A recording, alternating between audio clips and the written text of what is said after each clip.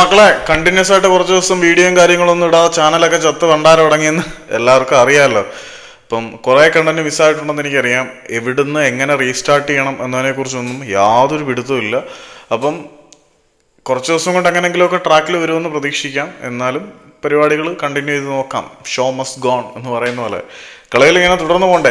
Adrian ലൂണയുടെ കാര്യത്തിൽ കേരള ബ്ലാസ്റ്റേഴ്സിന്റെ management അത്യാവശ്യം നല്ലൊരു തീരുമാനം എടുത്തെന്ന് IFT ന്യൂസ് മീഡിയ ആണോ IFTWG ആണോ പുറത്തുവിട്ടതെന്ന് ഒന്ന് കൺഫേം ചെയ്തിട്ട് അത് തന്നെ IFT ന്യൂസ് മീഡിയ പുറത്തുവിട്ട റിപ്പോർട്ട് അനുസരിച്ച് അഡ്രിയാൻ ലൂണയുടെ കാര്യത്തിൽ കേരള ബ്ലാസ്റ്റേഴ്സ് പോസിറ്റീവായിട്ടുള്ള ഒരു തീരുമാനം എടുത്തിട്ടുണ്ട്.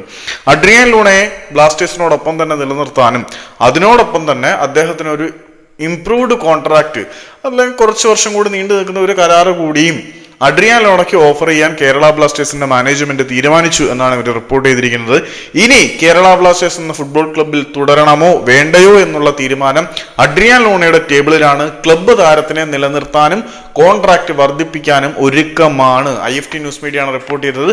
ക്ലബ്ബ് ലൂണയുടെ കരാറ് വർദ്ധിപ്പിക്കാനും നിലനിർത്താനും ആഗ്രഹിക്കുന്നുണ്ട്, അതിന് തയ്യാറുമാണ്. ഇനി ക്ലബ്ബിൽ തുടരണമോ വേണ്ടയോ എന്നുള്ള തീരുമാനം ലൂണയുടേതാണ്.